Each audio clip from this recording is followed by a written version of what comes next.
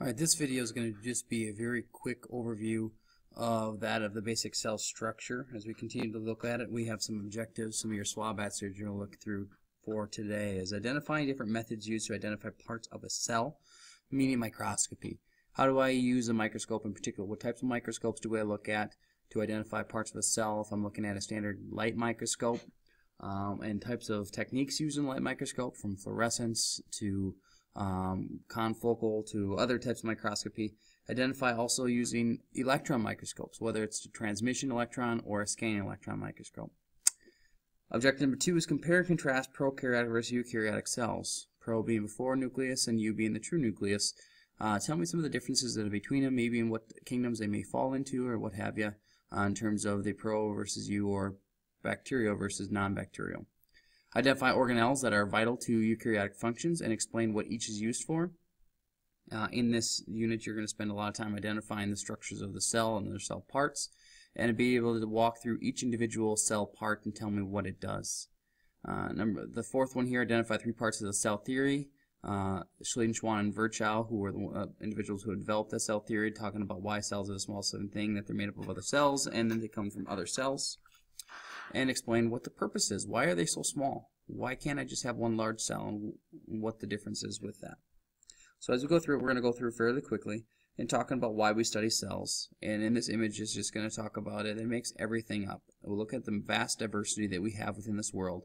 Everything in terms of our continuity that we come with is that they're all the basic building blocks of life are from cells. Cells have to create other organisms by working together to create the tissues, the tissue to organs, organ systems, so on and so forth.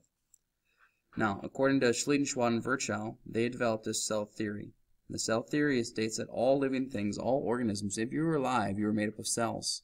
The cells are the basic unit of life, which is step number 2, which I'd almost say is the first part of it.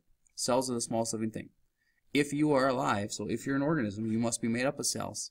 And all these cells are coming from pre-existing cells. So let's take a look at the differences of cells. Hopefully you can identify what type of cells those are versus these.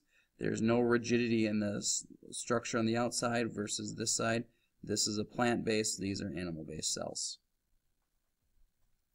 Biological diversity, looking at, again, continuity and change. All organisms are going to have that same genetic DNA alphabet. The A's, T's, C's, and G's, that same genetic alphabet in our nucleotide structures. Now, they're going to have the same overall function based upon the proteins that are going to be created.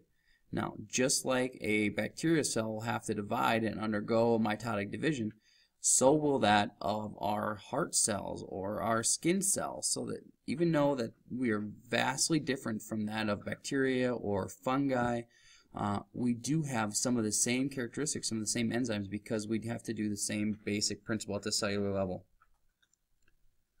Now, some of the activities in life, what are they going to do? Okay, activities in life, we look at the overall structure. Most everything you think of as a whole organism needs to do stuff at the cellular level. The only reason we eat, the only reason we breathe, is to be able to get the material to the cells so they can do their production. Now, as cells reproduce, they grow, and they grow and develop. As we continually grow and develop. Our bone cells, as they continually to grow and expand, they lead to elongation, which links to growth. How do we use the energy that we created from the glucose that we've just absorbed via the digestive system? We have now taken it in and be able to use that. Homeostatic mechanisms, response to interventions, response to stimuli, a whole bunch of other different examples that cells must be able to do in order to maintain homeostasis or stay consistent. Now, why do we look at them? How do we first look at them? There's a guy named Robert Hooke, who was the first cytologist to actually start discovering, and he had coined the term cells. He was the first one that used the term cells because when he looked at what we call cork, he looked at it under the microscope and he thought they almost kind of looked like prison cells, individual chambers in which things were going to be located, so he just called them individual things cells. Looking at other parts to it. So why do we study? How do we study them? We're using the microscopes. The standard microscope that we have right now is our light microscope. That's what we have in the classrooms. The electron microscopes, these are 2 subcategories of the electron microscope. Either it's going to be a transmission electron microscope or a scanning. Now the light microscope this is again what we utilize right now in the classroom. These are way too expensive. We're not able to get these into the classroom at all. Transmission actually gives like an MRI imaging. It actually can cut into inside of the cell and look at the organelle structure, where a scanning electron microscope gives more surfaces. So if we're looking at 10 meter on down, all the way down to the microscopic level, we're looking at that, what we can use with an unaided eye. So our naked eye can see that of a frog egg, and in fact we could probably see the smallest of all cells, or I should say the largest of all cells that we can see with the naked eye is that of the human egg. But as we work our way further and further down, we need a microscope to identify. And so light microscopes should be able to pick up some of the big organelles. Could be able to see the nucleus. So when you look down in a microscope, you see a big purple blob in the middle. Great, you saw a nucleus. You saw some parts to it. But we are not able to see individual organelles as well, which gets down into the use of the electron microscope, which we can actually get in and see the structures of them. Now, light microscopes, just breaking it down, you have 0.2 micrometer resolution. In terms of what our specimens are looking at, they're not in the best quality, but you can at least see them at a much smaller diameter or smaller structure. What we're looking at here is that of an electron microscope. It actually fills up most of a room. Super sensitive, 100 times more sensitive than that of a light microscope. Here's an image of a transmission electron microscope that actually cuts in, and right now this image here is showing you that of a structure of a plant cell, and in particular these little stacks right there are stacks called grana, and that location is where the chloroplasts are located, what we're looking at.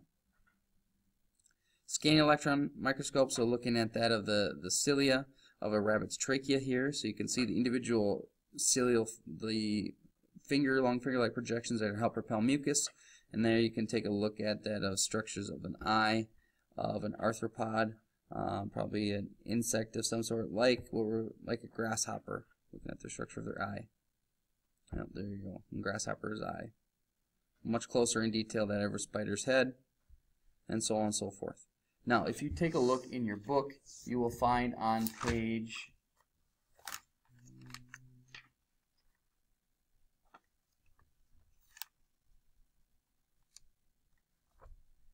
page 76 and 77, different methods of microscopy. Please take a look at that, and that will help you identify some of the different types of light microscopes that you'd be having to utilize.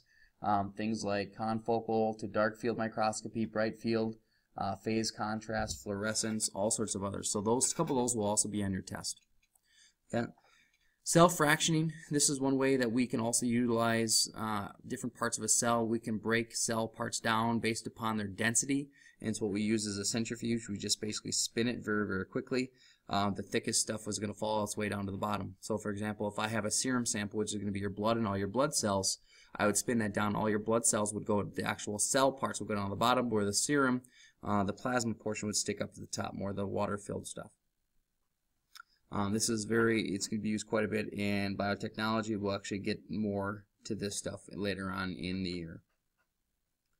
So some of the basic characteristics of cells. Cell characteristics, that all cells are surrounded by a cell membrane or a plasma membrane and a cytosol. The term cytosol, I don't want it to fool you, it is cytoplasm, but we say cytosol with organelles. Okay, with organelles is the cytoplasm together. So when we utilize them both together, we say it's a cytoplasm. Now, all of our cells are going to have DNA in some sort. Pro or eukaryotic, they both have DNA. It's just that in a eukaryote, the DNA is housed in that of a nucleus. And they are all going to have ribosomes. These are the tiny organelles that are used to create genes or contain genes that help make proteins. So they're the site of protein synthesis. So if even bacteria has DNA, the DNA is eventually going to code for protein, the structure of it. So even bacteria needs to be able to have proteins to be able to do their daily operations. Now, types of cells that you will see, you'll see again pro versus eukaryotic. You can do a compare and contrast. In fact, it'd be a good thing to study is a compare and contrast between them. Those are the nucleus or not nucleus. Remember that prokaryotes have a DNA. They have DNA, but the DNA of a prokaryote is circular, versus the DNA of a eukaryote is linear, but linear in the form that it's a helix. The circular form is called a plasmid. You may see a little bit of that here in this chapter, but it's not going to be in large amounts. This plasmid, think of it like a rubber band, stretched, but once it was to unwind, it would be actually much larger than the cell itself, just because of all the information that's within it. Okay, you can see that the nuclear region here is look at those purplish structures. If I was to unwind it, that nucleus region would be much, much greater than the cell itself. Okay. Eukaryotic cells, much more advanced. You're going to spend a lot of time in the next couple days looking at each of the individual's functions. I'm just going to highlight real quick things on each one of them, but I want you to spend a lot of time going through and identifying, because there'll be a large part of your test to identify each individual portion of a cell and their cell structure. And so I'm going through forth right now. We're looking at that of an animal cell. You can look at the pictures. You should be able to know the differences between the endoplasmic reticulums, the types of movements, whether it's with the microvilli, whether it's flagellum, or whether it's cilia. You should know the structure of the nucleus, ribosomes, Golgi bodies, mitochondria, lysosomes, vacuoles, vesicles, peroxisomes, centrosomes, a whole bunch of different organelles that you need to identify the structures with. And so I'd like you to spend a lot of time going through that the next couple of days, focusing in on that on the chapters in Chapter 4 and then also into Chapter 5. One of the biggest differences besides that of the cell wall and that it has chloroplasts in the cell is this structure right in the middle. Animals have a vacuole and so do plants, but plants have a large vacuole that's main job is to store water. And you guys know that as soon as the plant is deficient in water, that you start to see the plant shriveling, because this vacuole actually decreases in size, and as it decreases in size, it releases what's called turgor pressure, and it starts to see some wilting take place. Talk about why cells are so small. In terms of why they're going to be so small is because they're not able to do their daily operations. It's going to limit the operations, because the larger and larger the cell gets, the harder it is to travel materials back and forth throughout it. Think of diffusion and osmosis. It's going to take much longer to be able to get through from one side to another in a larger cell, which means that homeostatic mechanisms may not be as prominent. So that's what this kind of image is talking about. It's much easier to have smaller cubes and to have those cubes interact with each other. And at the end of this chapter, it talks about some of the ways in which cells actually communicate. And the way that cells can communicate are through pores or holes or junctions within each other. And so you're going to spend some time working through that as well. Okay. Cell membrane, hopefully we're good with this, but I want you to spend all of Chapter 5 is going to be focusing on the cell membrane, understanding that it is a phospholipid bilayer.